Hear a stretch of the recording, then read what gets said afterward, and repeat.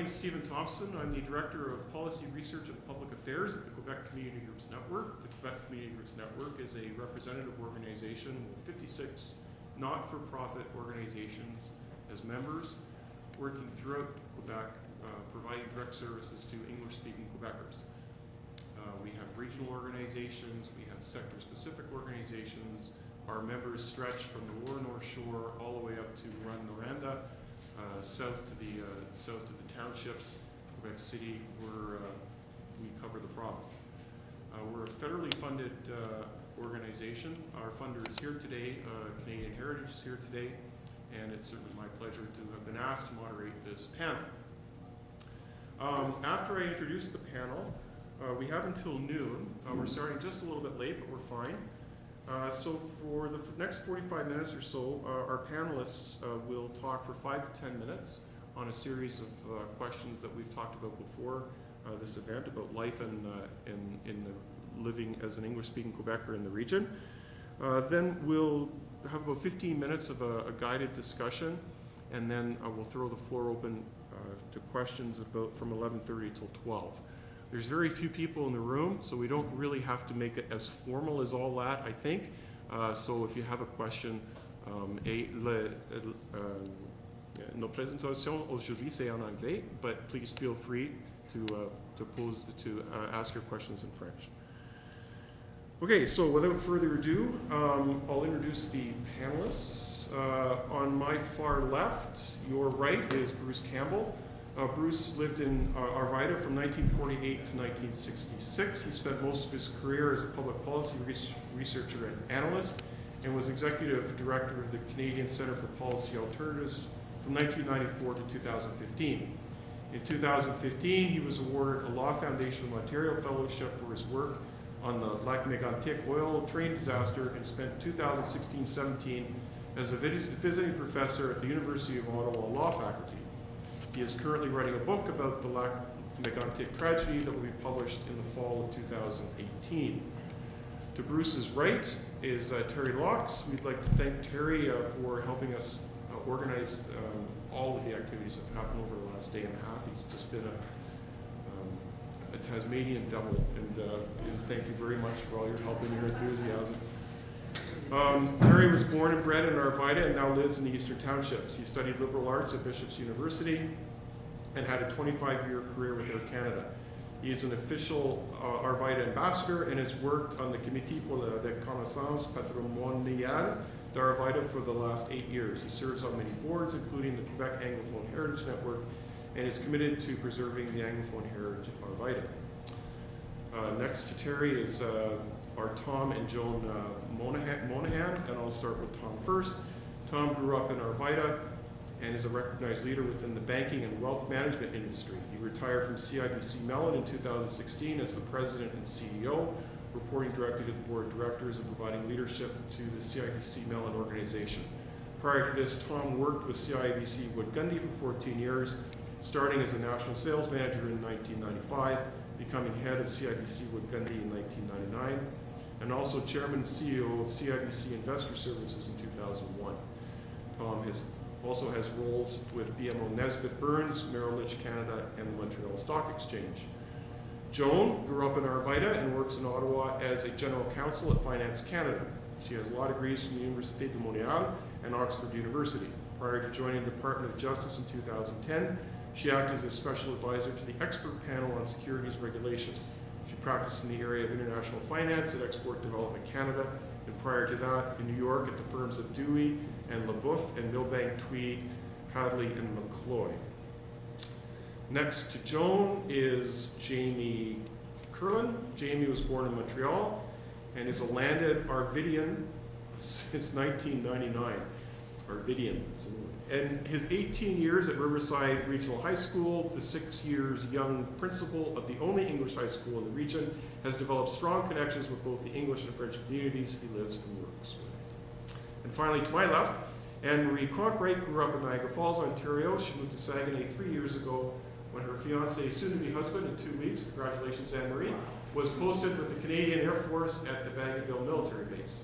She is an employee and an educator for the Military Family Resource Center on the base. That's our panel. Welcome. Thank you all very much for being here. I look around, thank everybody that's not here, like our parents and their souls, they must be proud of us today. But everybody else who made the trip, and especially Eleanor, who grew up in Arvida, who's fighting all kinds of battles, and is still here. She married the drummer of a band called the Jaguar. So there's an Anglophone, and married a Francophone, one of the few, and remained here all her life. And Monsieur Michaud, bienvenue, je suis content de te voir. Thanks for making the effort. I know you really believe in this. So it's great. I have all kinds of stuff and I could talk for hours. So 10 minutes, it's impossible, but I'll talk slowly. I just started out, you know, we never leave behind the child inside who wants to come out and play. So, I mean, Bruce and I grew up here, and we learned all kinds of stuff here.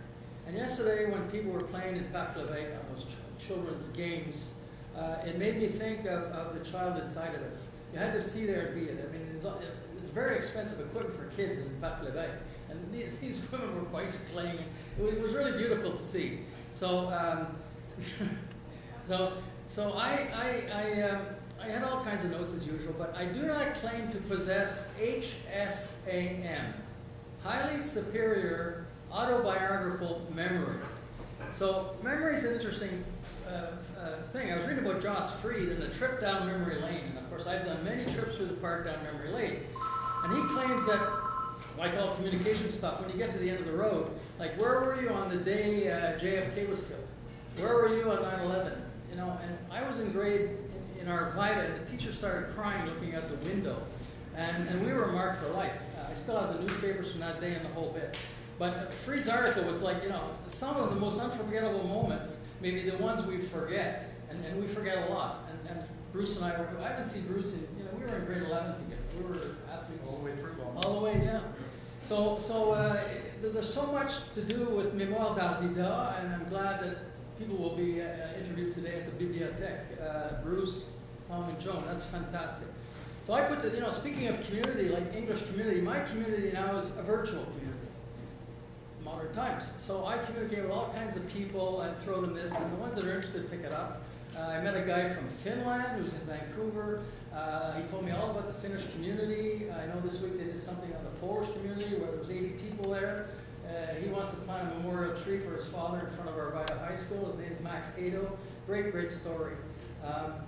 I did a presentation for my dear friend Lorraine. I called it Le fils d'un boss tête carrée, un bloc, raconte comment Arvida est devenu à partir d'un champ de patates en 1925 le capital unique de l'aluminium au monde, candidat pour l'UNESCO en 2017 et candidat pour devenir le 13e site patrimonial dans la province de Québec en 2018. A very select group.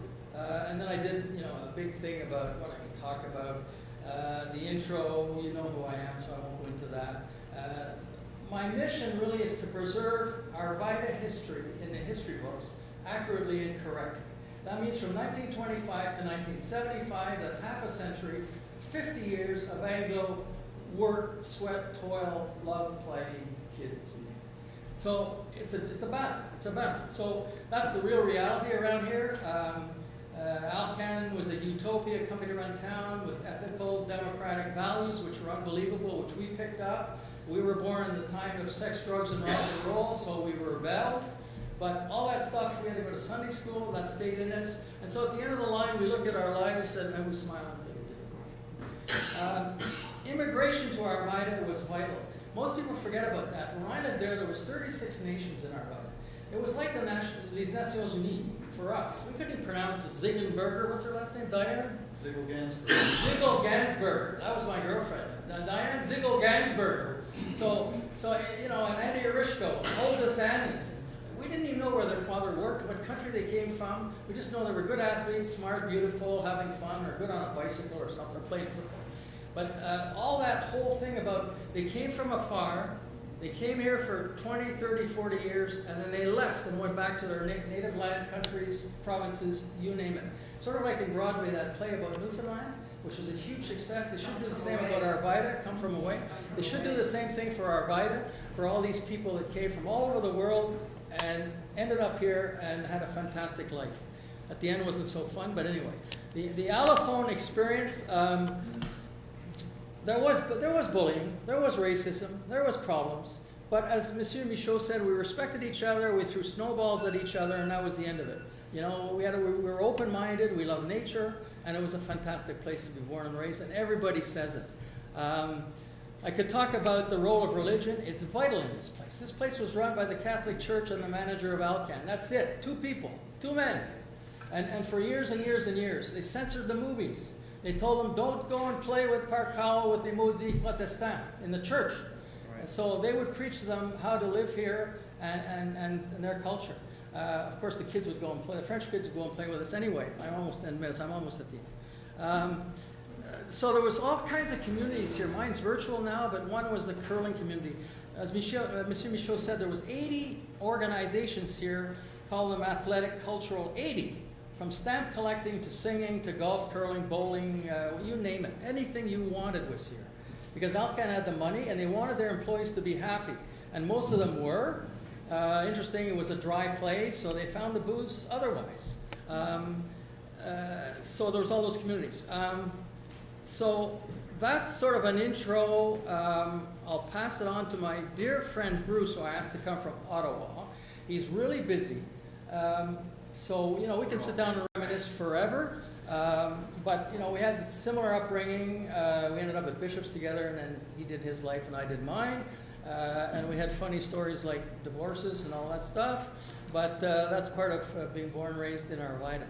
So I thank you all again for organizing this and publishing and editing and putting it all together for the Anglophone community.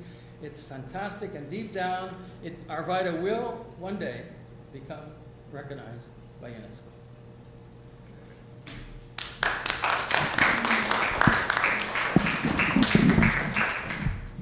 Well, it's a great pleasure to be here, and I want to thank Terry for twisting my arm and getting me to come.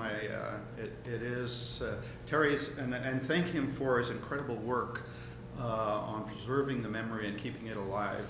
I don't think there's anyone as dedicated as you to doing this, and so, you know, congratulations from all of us who kind of let it go and moved on to other things and preserve the memory of childhood in our minds. But yeah,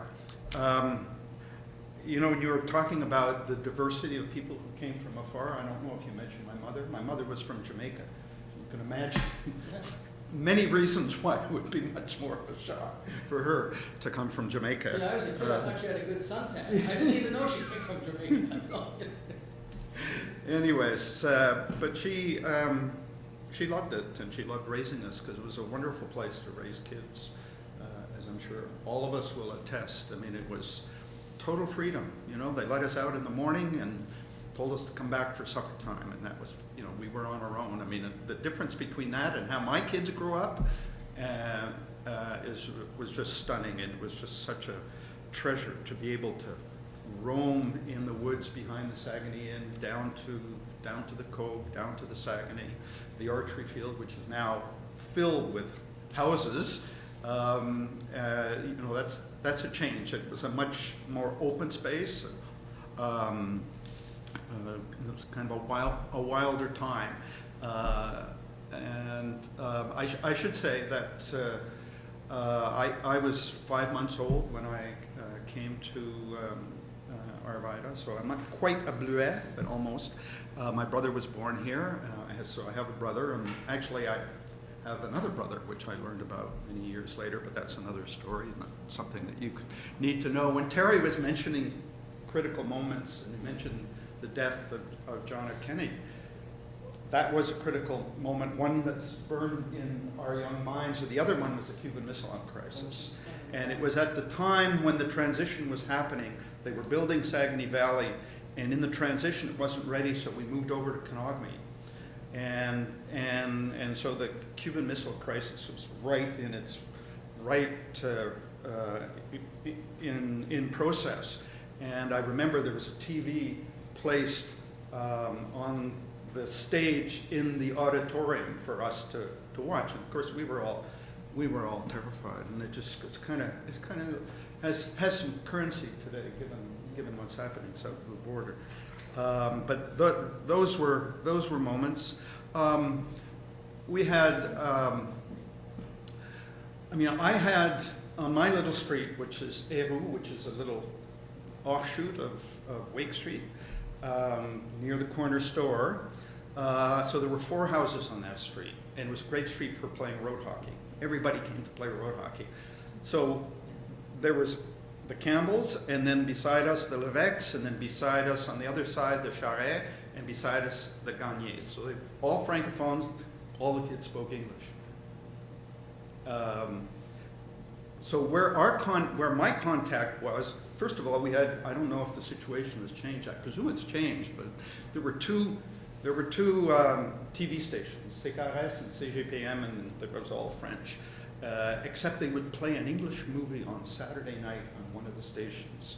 And you would hear the 6 o'clock CBC news on Radio Canada. But other than that, it was all French. So I learned a lot of my French that way. I played hockey like Terry, so we learned, we were in contact with people who didn't speak English.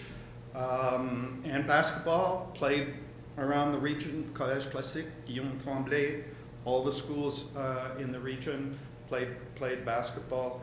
And then I played in a 60s rock band. And so we toured around the region.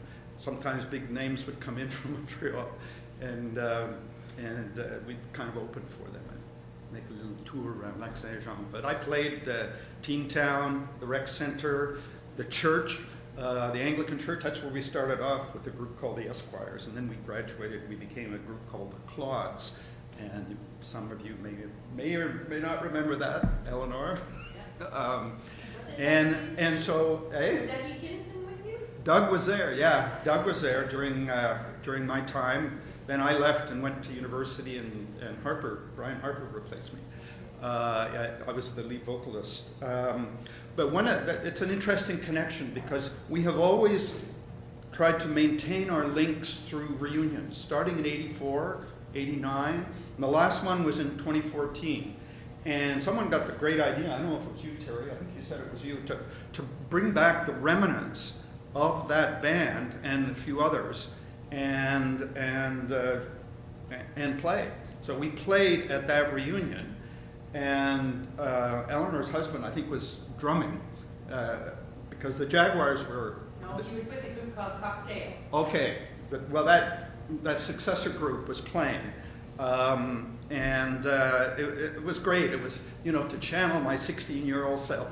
And we've actually continued. We played, we have mini reunions twice a year, once in Ottawa, once in Montreal. We practice once, practice.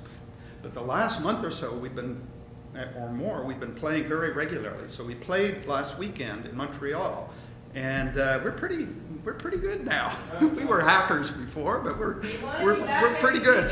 Hey? We want to be back every weekend. That's what they said at the restaurant. Yeah. Bruce is pretty humble, but yesterday we were singing in the bus. His specialty is the House of the Rising Sun. That was my signature song. Signature song. We should get him to sing it. Yeah. But right. they're also composing right now another song. Yeah, and Saguenay. Yeah, and I'm. Let me just. How's my time doing? You're fine. I'm fine.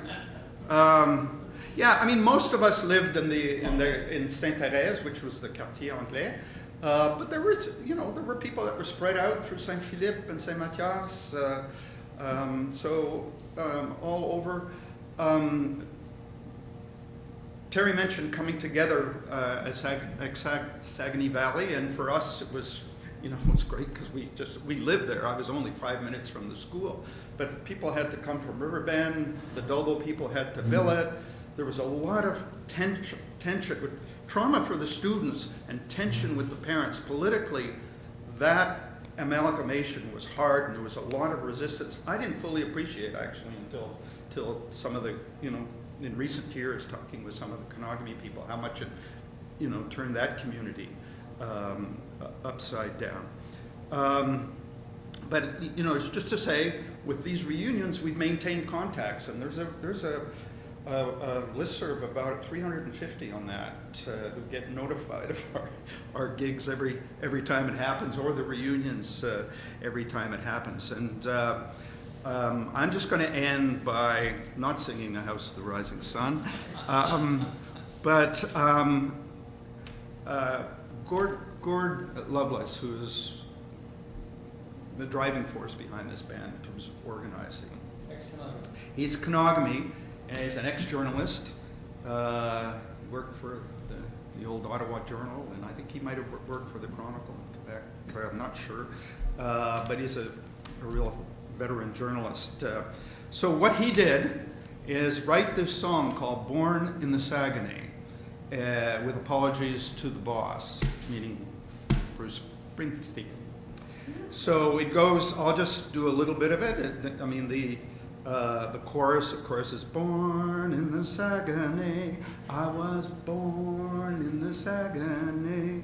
So I'll read some of the verses, and I think people will identify.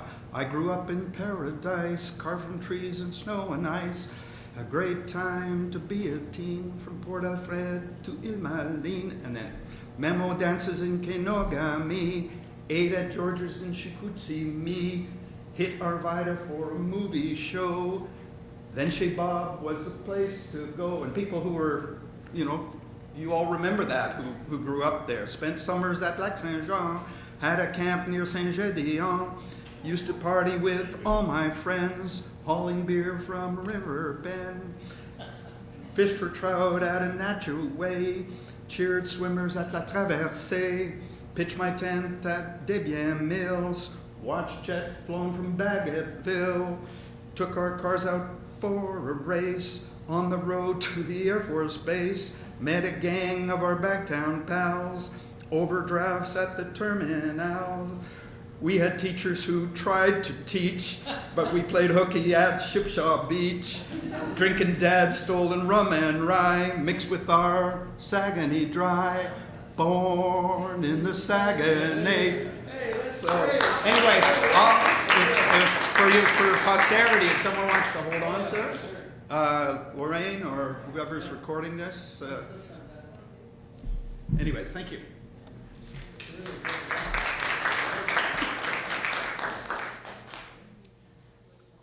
Hello, I'm Joan Monahan. We were both born and raised in Arvida in the 50s and 60s. Our parents, my dad came here from Toronto, chemical engineer, to work for Alcan. Mom, Betty Brown, came here to teach grade 1. They met at the Manoir Saguenay, which I hear was quite the wild party place, and married and raised us. They left. My dad was transferred to Montreal in around 72, transferred back up around 77, and then they left for Montreal in early 80s. We lived at 211 Gay-Lussac Street the entire time. I think I was so lucky to have been raised here. I mean, first of all, I'm sure we would all acknowledge that the English in Arvida were a very privileged group. I mean, we had services in English, school, clubs, everything you could want.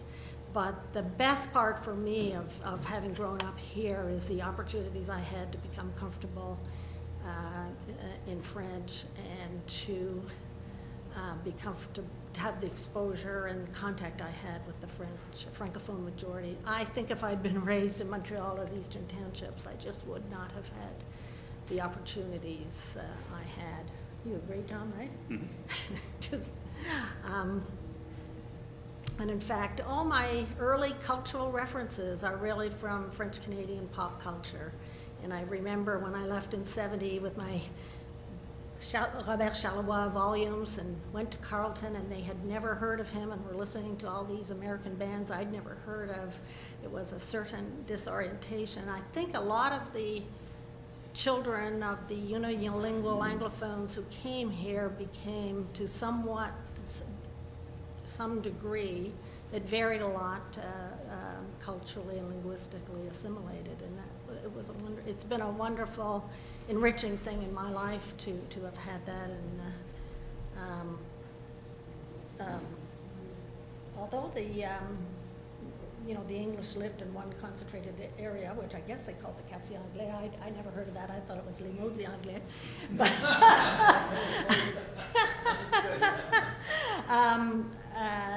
it was not as segregated as one might have thought, especially the children. I mean, there were adults who wanted to stick with their own kind and their own little English clubs to do curling and golfing, but certainly not the case of our parents. But the kids, I mean, we got pretty bored pretty early with the 5 English streets and our social horizons. We looked for a broader social horizon. As an aside, I just want to say part of our openness to integrating and to wanting to reach out and have the contact and learn the language and have French boyfriends was my father's drive to integrate. Although he came here as an Anglophone Torontonian, he was very anxious that his kids become bilingual. I think he was a little ahead of the curve on that. And in fact, and it was, at the time, we only started French instruction in grade 3, which really distressed him. So every week after school, we had to go off to Chicoutimi and have special teaching, remember? Tom would have preferred to be sitting at home.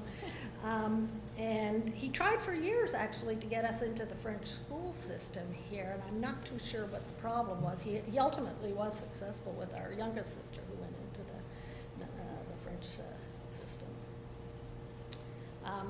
He might have had a few regrets. When we moved down to Montreal in 1976, he was busy driving all those little English ladies off to vote Liberal, and I went out and voted for René Lévesque. I mean, why not, right? One of the sort of factors, I think, in assimilation was the media. I mean, we were so lucky not to have any English TV. So I can still rattle off the programming, Bobino, Bobinette, What the Surprise, La Vie qui Bat, and the best show of all, Moi l'autre. Saturday night, everybody on the street, we'd all be down in our basement watching Jeunesse d'aujourd'hui, with Pierre Lalonde and Joël Denis. And then going into the town, the beautiful downtown, I mean, a lot of the commerçants were francophone, and we wanted to order that sandwich chaud poulet avec sauce, so you pretty well had to learn to do so. And I never had any sense of any resentment, actually, and people were very kind to us,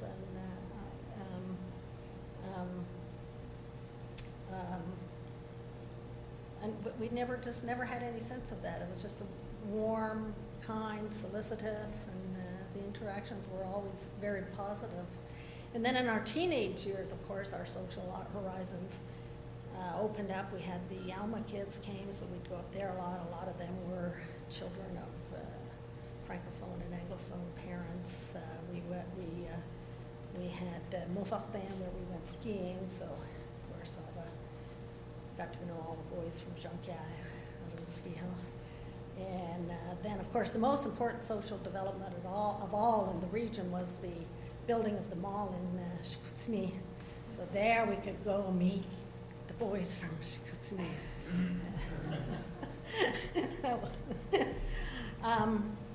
So that, I probably look back at that time with the, very rose-tinted eyes of Anglophone, having grown up with, all the services in English that the community needed and more, and it's probably not particularly relevant to the experience of the Anglo community today in Quebec. And I guess if, on a slightly sadder note, if I were to be an English community leader, I think one of the focuses I might have would be on the need for the elderly Anglo Quebecers to be able to have access to service in English. My dad, his whole life, he insisted on speaking French and made sure his children were bilingual. And when he retired, he went to UQAM and wrote a thesis on the Francization of Alcan. He wanted to write it in French at UQAM, and his mentor insisted he write it in English. We always heard when he first had the plan for his house up here, it was in English. I don't know if you noticed those plans, they're all written in English, and he insisted that it be written in French. Said, why should the contractor have to read an English plan? That makes no sense. But anyhow, now with old age and deafness, he has a hard time. It seems he has a big struggle with French, so he really does need to be communicated with in English, and that's been a bit of a struggle to make sure he has that, those services. And I didn't leave any time for you, Tommy. That's okay. Oh, you got 10 minutes too. Yeah, he has his own. I have my own time.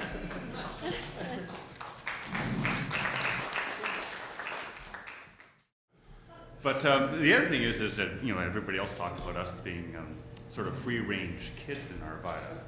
And luckily for me, being younger than everybody else, I got maybe taken to another new level of that. My sister Joan telling us regularly that my parents were not in charge of the family, that she was.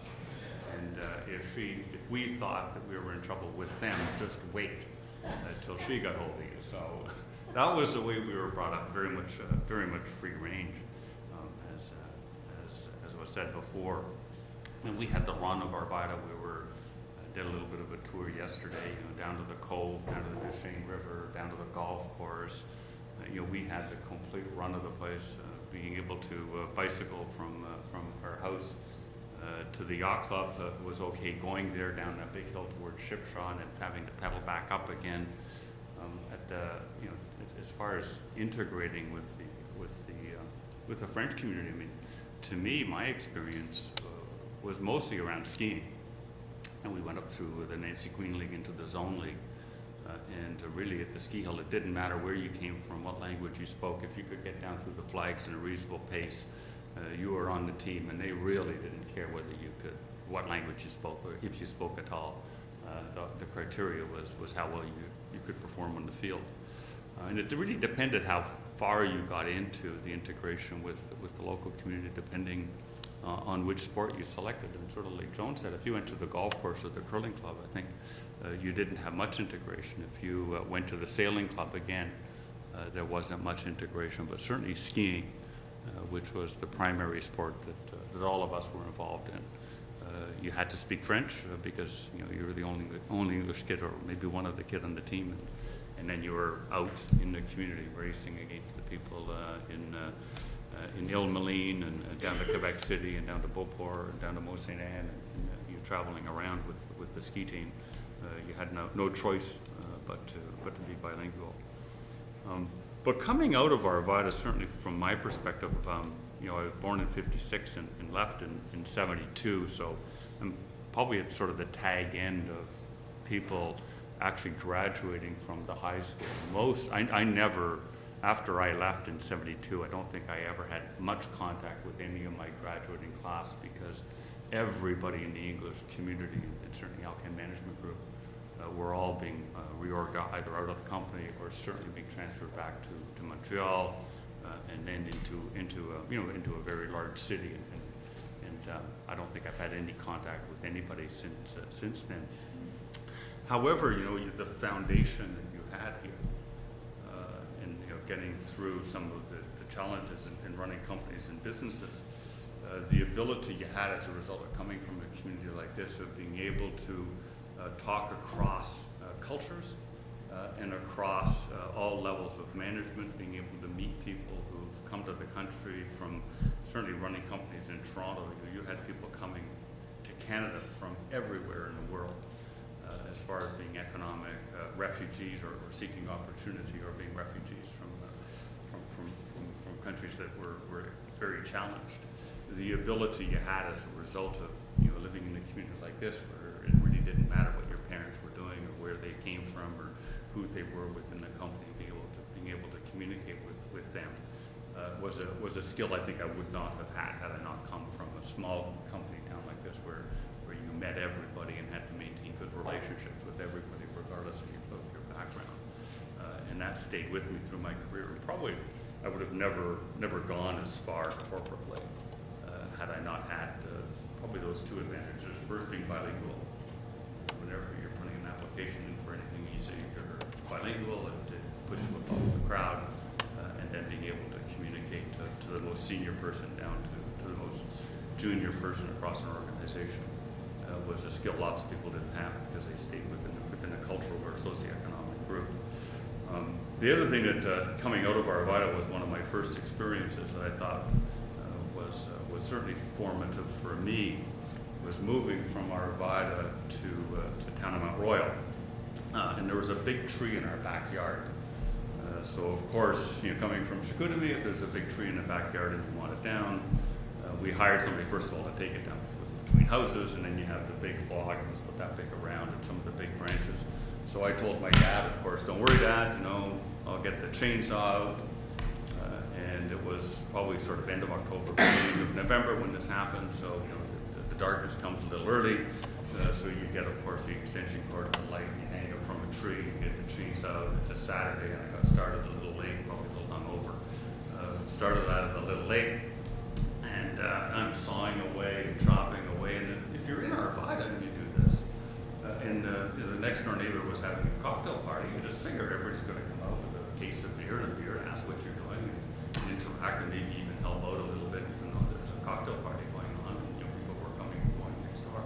And finally, the next door neighbor came out, and she was French Canadian, and she said, "You might be able to do this in Chicoutimi, but not in the town of Mount Royal," and marched back into the house. I thought, and probably a cultural difference between Arvida and TMR, regardless of whether you're French or English, that I need to accommodate for. So I went into my dad and said, I think I better pack it up for the evening. But the chainsaw wasn't much appreciated by the neighbor. We didn't have very good relations with our neighbor to the right after that for a number of years. Probably understandably so. She's trying to have a nice bottle of party out there with the chainsaw drinking beer at 60. It's a bit of a different culture. Ville de Montréal, right? So, and that again was one of those things you said, the community out here, whether you're Anglophone or Francophone, you were sort of a participant in the community. You didn't interfere with your neighbors too much. Everybody got along, and all of a sudden you realize it's a bit different in a community like town of Mount Royal. So that was my first introduction to Montreal society. It took a little bit to get used to. But that's the nature of an Arvida versus a town of Mount Royal. Anyhow, I'll pass it on. Very good.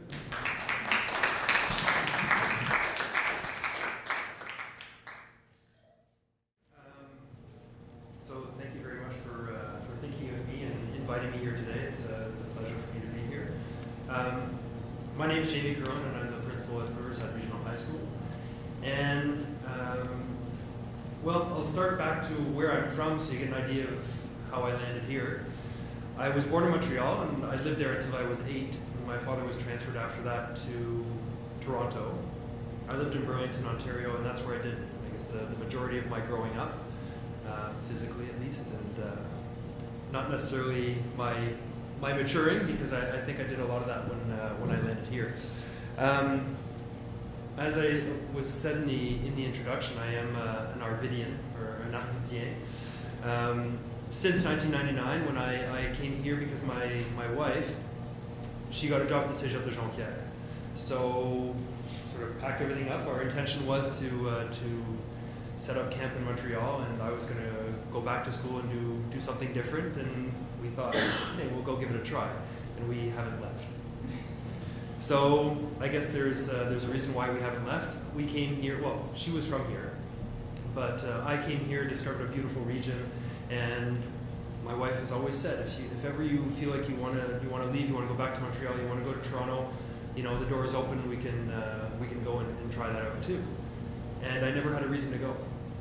I've always been very comfortable here, and it's a fantastic place to raise kids. So I fell in love, and I fell in love with the place as well. So the unknown was, I came here, the only thing I knew about the region was the little white house in Chicoutimi that I saw in the news.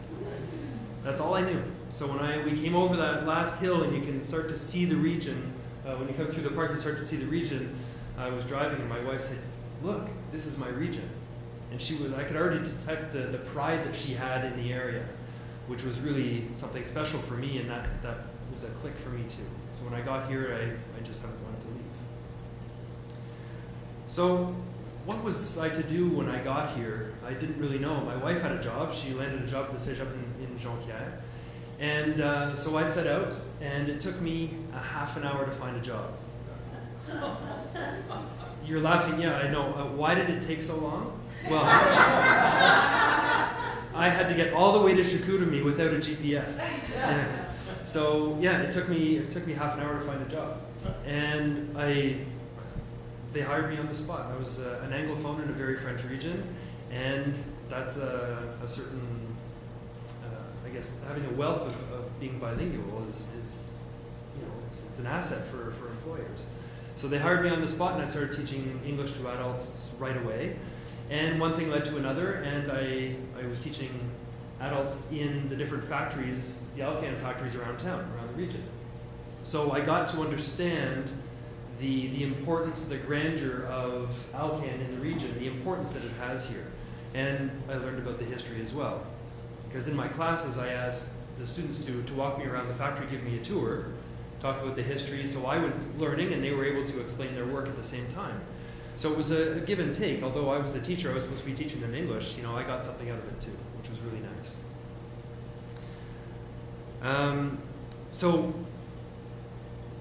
Where was I here? Yeah, one thing led to another, and I ended up doing some supply teaching at Riverside Regional High School. They called me in, I brought my resume in on the Tuesday. They called me on Wednesday morning saying, "We need you." Okay, I'm in, I'll be there, no problem. And I haven't left.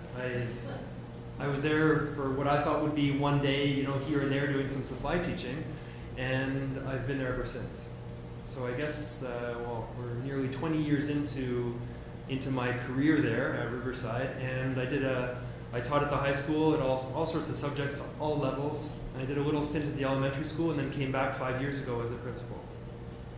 So I think that I have a pretty good grasp of what the English community is now, because I feel very strongly that the school, as well as the military base, Bagotville, are the two hubs of English in the region. Because right now, there aren't any community organizations that exist anymore. It's unfortunate, but it's the way it is. Terry mentioned earlier that the community that exists is virtual. So people are in contact through Instagram, through Facebook, through email, all that stuff, telephone, of course.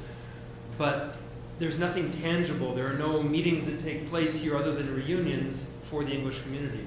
There's a Toastmasters, but they're a group that get together so they can practice their English. But other than that, there's nothing. So for me, coming here, someone who was already bilingual when I arrived, I integrated or assimilated to the culture here with ease.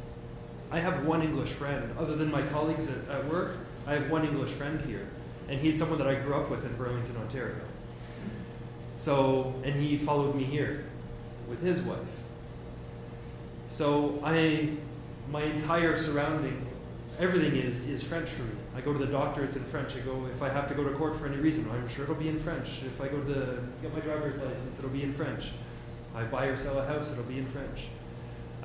But I do go to work every single day, and that happens in English. So I am living the best of both worlds, and I'm able to pass that skill on to the students in our school as well. I've had the opportunity to work with lots of very passionate people in education, a lot of amazing kids who have come in and out from different parts of the world, different parts of Canada as well, because of the transfers in and out through Rio Tinto Alcan and through the military. So the parents come in, and sometimes they come to the school because it's their security blanket, or they go to the base because it's their security blanket because they don't speak French. And very quickly they realize that the people here are very welcoming and very willing to put their best English forward to make them feel okay. Many times I've been in the line at the grocery store and I've bumped into somebody, trying to speak French, and the person at the cash speaks in English. Wow, okay. So all of a sudden, this place that was considered super French, 99.9% French, is now more bilingual than I think most people realize. The people that I know who work at Alcan or Rio Tinto are pretty much bilingual. They have to be if they want to do business with the offices in Montreal. If they want to go to Australia or into the States and do their job properly, they need to speak English. So I think more and more, without us really realizing, we're moving towards bilingualism in our society, or in the region especially. There are a lot of people who speak English. They don't necessarily let it be known because they work and function they live in French. But if you ask them a question, or if you put on a movie in English, they're going to understand what's going on. And I think that's a big part of it too. Our access to the English language through the internet, through TV, through the media is so great nowadays that we're creating bilingualism without really even trying. Our school, yes, it's the English school in the region. It's the only English school in the region. But English is a minority in the English school.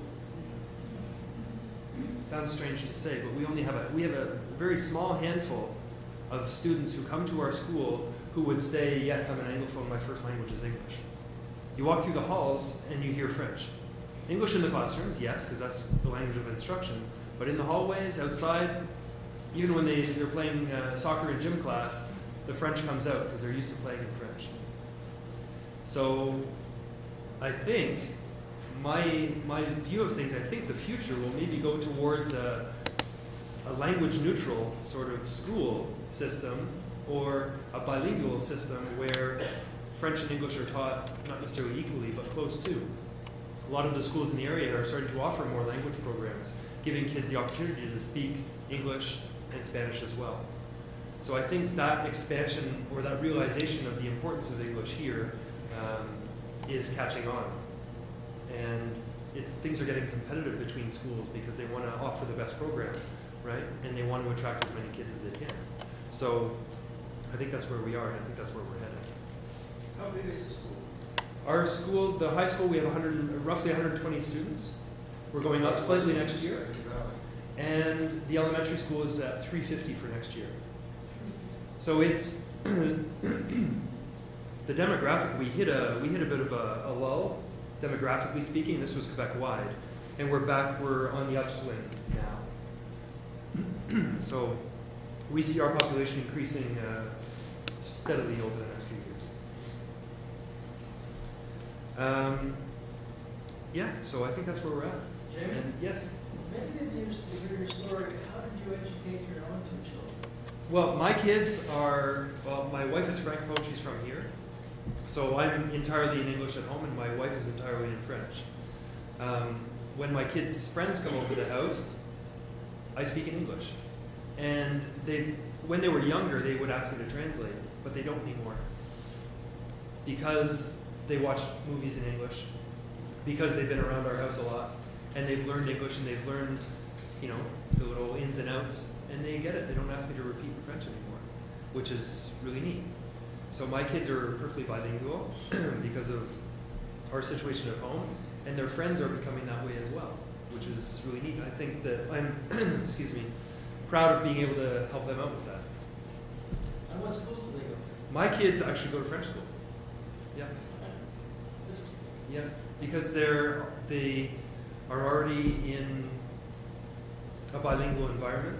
All their friends before they got to school age, were all French. There are no English kids in my neighborhood of their age. We only have, I think, 4 or 5 kids who walk to my school every day, and they're French as well. So that's the situation we're in. My kids are both fluently bilingual, written and spoken. Thank you. Hello, my name's Anne-Marie, and like stated before, I moved here because my fiance is in the military and he was posted to the Air Force Base here. I think the biggest difference between me and Jamie is I'm not bilingual, especially when I moved here. I went to school in Niagara Falls, Ontario. We learned French in grade 4, 5, and 6. That's it.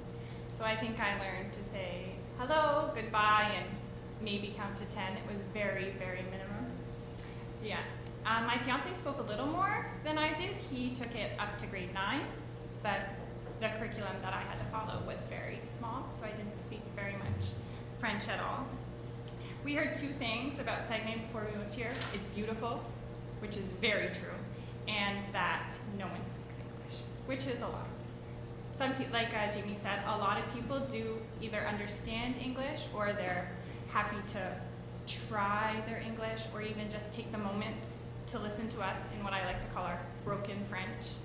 You go into a store and you just try your best, and a lot of times, like you said, they'll try their best. Between our broken French and their English, we get through and we get to where we're supposed to get. I can get the product I was looking for, or they can find someone who maybe understands a little more English than they do. It's actually quite surprising how much people are willing to try. Of course, you come across the people who don't want to try, don't want to speak to you. I've spoken in French before, like just little, like, hello, and they'd be like, I don't speak English. And you just say, okay, and you're done with that situation because there's nothing you can do to change their mind about how they feel about you as a person just because of your first language is English.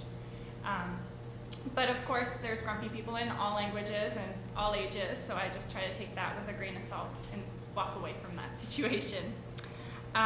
One of the first things you do when you move to a new place is you have to set up the bills, you have to change all the names, you have to get all your new IDs, your health card, your driver's license, and that was huge, huge stress of my life. Since my fiance is in the military, he doesn't have to get the health card. A lot of things are done for him, but I still have to. I live here, so I need a health card. He doesn't. And the driver's license for him is taken care of, but I also have to do it. I had actually told this story to someone. I walked into SAEQ, and they have this big place where you press the button for what you need. If you need your driver's license or you need to speak to a certain person, and I stood there. I just stared. It's all in French. There's all these buttons. I was already scared as it was. I just stood there, and a nice lady came over and gave me a number. She said, here, take this. So I took it, and I went and sat down. My number was called. I went up to the counter. I said, I'm here for the driver's license. She said, no, you're in the wrong spot.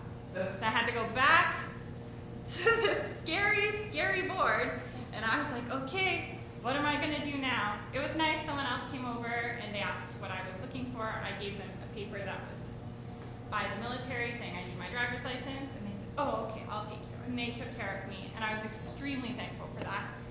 But that was one of the scariest situations that I've been in because it's so important to get these bills changed and your license changed. But there's not that much service in that way for Anglophones. And I wasn't lucky enough to be bilingual when I got here. I have taken many courses now, and I do speak French. I'm not bilingual, but I try very hard. But when the people show up and they don't have these resources, it's quite scary. The hardest thing is communicating in a serious situation. I've done it before. I've called a restaurant, made a reservation. I asked for 6, miscommunication. I show up at the restaurant, there's 10 chairs. No big deal, easy to say, sorry, I'm at 6, not 10. But yeah, on the phone, so no big deal. Like you just say, oh, sorry, it's for 6, and they just move the table. But one of the scariest things is when you have a medical emergency, and you can't guarantee there's going to be a nurse or a doctor who speaks English when you get to the hospital. I've actually experienced it myself. I was so nervous to get to the hospital, not because I was sick. I ended up having scarlet fever, but the idea of, am I going to be able to explain what's wrong with me? Are they going to understand are they going to understand what I'm saying? Are they going to ask questions and I'm just going to stare at them? It worked out well, but that's one of the things I think you had mentioned actually. Healthcare system is something that scares me a little. The seriousness of that situation, people going into the hospital and being an Anglophone and just being just so scared to talk to someone that the actual emergency is kind of flipped over. And that's something I wish there was more help for in the area for Anglophones, just even on the phone or just in person, just overall help in the healthcare system.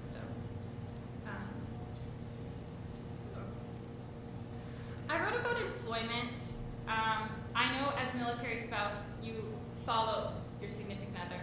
He gets posted, you go. You hope that you have a job that can go with you, but I know a lot of people, the moment they get to a new place, they apply for jobs. And I know people here with or without French, they started applying. And we get that communication is one of the biggest things that you have to do in a job or in a career. But I think as the military spouses, we feel like we're kind of overlooked. Even if our French is quite good, it's not Quebecois, or it's not Saguenay French, or you have a weird accent. I don't think our clients are going to understand you. You have an English accent, people aren't going to understand you. So finding a job or even getting an interview for a job is quite hard when your French isn't perfect. And that's, we really hope that like people will be more open to it, because we do have lots to offer. A different outlook on life, a different outlook at a situation, a different, just being able to speak English could actually be an asset to the community. I know that it's not the easiest thing to live here as an Anglophone, but like you said, you have to try. I'm the type of person that I've been part of the community. I try really hard. I've taken dance classes in the area. I've done walks for the history. I've actually been in Arvida on a walking tour as well. And if you don't try, then I feel like people are gonna see you as just shutting out in the house. Like that's the easiest situation. You can just be like, you know what, I'm just not gonna learn French. I'm just gonna sit at home and I'm only gonna have English friends. I'm only gonna talk to English people. But those are the people that also make it difficult for the community to believe, oh, English people are gonna try. They're gonna participate in the community. They're gonna better our community, not make it worse. So that's really hard on both as a military spouse and as an Anglophone. I know I have access to more support because of the military, but I know everyone doesn't have that. My fiance and I have this running joke. Anytime we go somewhere, he says, "Are you ready to French it up?" Every time he's like, "Are you ready?" Because you have to prepare, right? Like we went to the dealership the other day, we were walking in and he's like, "Are you ready to French it up?" Because he doesn't speak that much French, so I'm the one that has to prepare for it. But as long as you try, everyone is really kind to give you some help. Basically, in closing, I'd just like to thank anyone who's ever given a moment to anyone else who doesn't speak their mother tongue. Just an extra couple of seconds to understand what they're saying, or an extra couple of moments for them to get their head around what you're saying. We really appreciate it as an Anglophone, and that's all.